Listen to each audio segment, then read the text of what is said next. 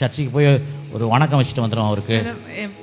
उस समय एक जने बोले थे जाके कलीसिया में जाके सिर्फ सलाम करके आ जाना. ஒரு வணக்கம் வச்சுட்டு வரதுக்காக போர் வரது கிடையாது.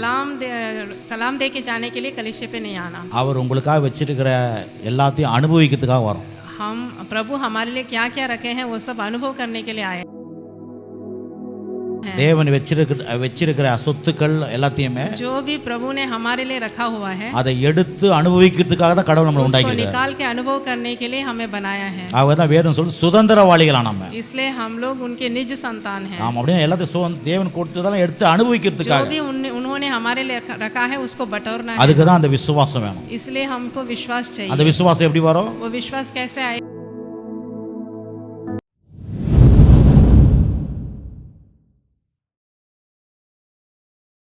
நானும் சின்ன வீட்டில் தான் 8க்கு 10 வீட்டில் தான் இருந்தேன். मैं बहुत छोटे घर में रहता था.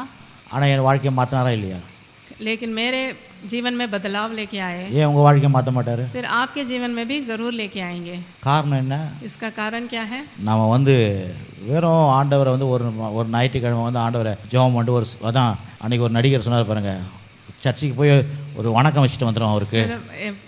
उस समय एक जने बोले थे जाके कलीसिया में जाके सिर्फ सलाम करके आ जाना. ஒரு வணக்கம் வச்சுட்டு வரதுக்காக போர் வரது கிடையாது.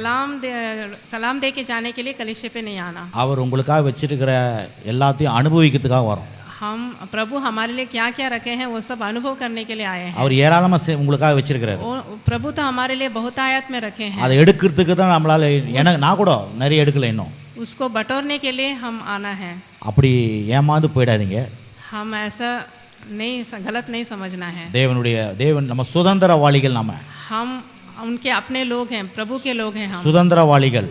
हम उनके संतान हैं. தேவன் வச்சிருக்கிற சொத்துக்கள் எல்லாத்தையுமே जो भी प्रभु ने हमारे लिए रखा हुआ है அதை எடுத்து அனுபவிக்கிறதுக்காக தான் கடவுள் நம்மளை உண்டாக்கியிருக்கார். उसको निकाल के अनुभव करने के लिए हमें बनाया है. அவதான் வேதம் சொல்லுது சுதந்திரவாளிகளா நம்ம. इसलिए हम लोग उनके निज संतान हैं. ஆமா, அப்படியே எல்லாத்தையும் தேவன் கொடுத்ததெல்லாம் எடுத்து அனுபவிக்கிறதுக்காக. जो भी उन्होंने हमारे लिए रखा है उसको बटोरना है. அதுக்கு தான் அந்த விசுவாசம் வேணும். इसलिए हमको विश्वास चाहिए. அந்த விசுவாசம் எப்படி வரும்? वो विश्वास कैसे आएगा? தேவ வார்த்தையிலே வரும். वो वचन के द्वारा आएगा. தேவனோட கூட இருக்கிற ஐக்கியத்துல வரும். उनके साथ हम जब एकमत रहेंगे तब आएगा. அவரோட கூட ஃபெலோஷிப் பண்றதுல தான் வரும். उनके साथ हम एकमत मेल रखना है. ஆமா, 24 மணி நேரம் சொல்லல, அட்லீஸ்ட் ஒரு நாளைக்கு 1 மணி நேரம் ஆண்டவருடைய சமூகத்தில் உட்காருங்க. एक 24 घंटा नहीं, एक दिन में एटलीस्ट 1 घंटा उनके साथ बैठना है. ஒரு மணி நேரம் ஆண்டவருடைய வார்த்தையை கேளுங்க உட்கார்ந்து. 1 घंटा बैठ के उनकी बात सुनिए. ஏங்க திங்கள்ல இருந்து சனிக்கிழமை வரைக்கும் உங்களுக்கு நேரம் கிடைக்கலையாங்க? सोमवार से शनिवार तक क्या आपको समय नहीं मिला? அப்புறம் எதுக்கு ஆலயத்துக்கு வரோம்? फिर क्यों कलीसिया पे आना? ஸ்கூல்ல போறாங்க பிள்ளைங்க சரியா படிக்கலன்னு என்ன சொல்றாங்க? स्कूल में जाने के टाइम बच्चों को क्या बोलते हैं अगर ठीक से नहीं पढ़ने से? என்ன வீட்ல செய்யற? क्या घर में क्या कर रहे हो करके पूछते हैं. கேக்குறாங்களா இல்லையா? पूछते हैं ना. வீட்டு பாடம் கொடுக்குறாங்க, அதுக்காக தான். होमवर्क भी देते हैं.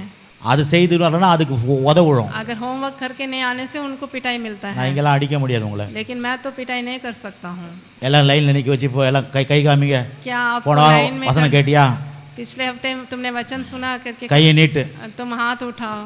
இப்படி அப்படியே வாங்க அடிச்சா என்னத்துக்கு आगे करो करके मार थोड़ी सकता हूं. பண்ண முடியாதுல. ऐसा नहीं कर सकता. ஆனா பேச முடியும்.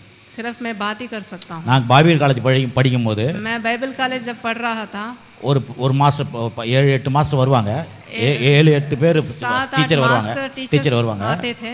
அதுல ஒரு டீச்சர் இருக்காரு. उसमें एक टीचर அவர் பிரசங்கம் பண்ணும்போது அப்படியே எழுதுனே இருக்கணும். वो प्रचार करने के टाइम हम लिखते रहना है. அடுத்த கிளாஸுக்கு வரும்போது नेक्स्ट जब क्लास में आएंगे நோட்ல சைன் வாங்கலனா ஸ்டாண்ட் அப் தி பெஞ்ச், அவ்வளவுதான். नोट में अगर साइन नहीं लेने से हमको बेंच में खड़ा कर देते हैं. எல்லாம் பெரிய பெரிய ஆட்கள் வயசானவங்கலாம் கூட படிப்பாங்க. बड़े बड़े लोग भी पढ़ते थे बाइबल புள்ள குட்டிங்க இது பண்ண கூட படிப்பாங்க. बाल बच्चे जिनको हैं वो भी पढ़ते थे. கண்ணாமணன் திட்டுவார். वो एकदम ऐसे गाली देते थे. நீ எழுதுன எதுக்கு ஊழியத்துக்கு வர, போ வெளிய. तूने नहीं लिखा फिर तू क्यों आ रहा है करके कॉलेज में करके भगा देते थे. ஆகவே அருமையானவர்களே, इसलिए நீங்க காலத்தை பார்த்தா இங்க பிரசங்கத்தை கேட்ட நிறைய பேர் இமான் ஒரு பெரிய போதகராக இருக்கணும். अभी तक तो ईमान बड़ा प्रचारक बनना था. ஜோசப்பும் ஒரு போதகராக தான் இருக்கணும். जोसेफ भी एक बहुत बड़ा सेवक बनना था. இமானுவேலும் மோசஸும் ஒரு போதகராக தான் இருக்கணும். मोसेस भी ஏன்னா எவ்வளவு நாளாங்க 2005 இருந்து 2005 से कलीसिया पे आ रहे हैं. நீங்களாம் நல்லா ஒரு பெரிய ஊழியம் செய்யற அளவுக்கு நீங்க தயாரா இருக்கணும். இந்த இப்படிப்பட்ட டீச்சிங் நான் உங்களுக்கு சொல்றோம், உங்களுக்கு சொல்லி கொடுக்கிறோம். आप लोग भी बड़े-बड़े सेवा करने के योग्य बनना था. ஆகவே தான் வந்து இல்லைன்னா நீங்கள் நிறைய பேர் ஒரு ஆள் ஒரு மாதத்துக்கு இல்லை வருஷத்துக்கு ஒரு ஆளாவது நீங்கள் கொண்டு வந்திருக்கணும். नहीं तो आप एक महीने या फिर एक वर्ष को एक जने को लेके आना था. வருஷத்துக்கு ஒரு ஆளாவது ஆண்டவருக்குள்ள கொண்டாந்து இருக்கணும் நீங்கள். एक साल में एटलीस्ट एक जने को भी यहाँ पर लेके आना था. ஆகவே வந்து இது வந்து விளையாட்டு கிடையாது. ये कोई खेल नहीं है.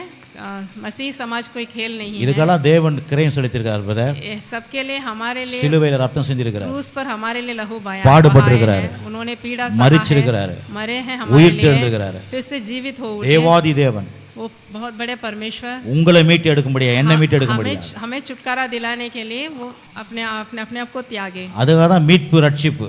इसलिए हमें उद्धार मिला, हमें छुटकारा मिला है. இதெல்லாம் நான் ஒரு முன்னுரையா சொல்றேன். ये सब मैं आपको बता रहा हूँ. ஆகவே நெக்ஸ்ட் வீக்ல இருந்து கடவுளுடைய வார்த்தையை கேளுங்க.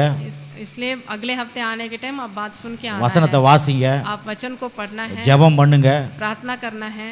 இதெல்லாம் ரொம்ப முக்கியம் வீட்ல. ये बहुत बहुत जरूरी है. Hallelujah hallelujah hallelujah hallelujah.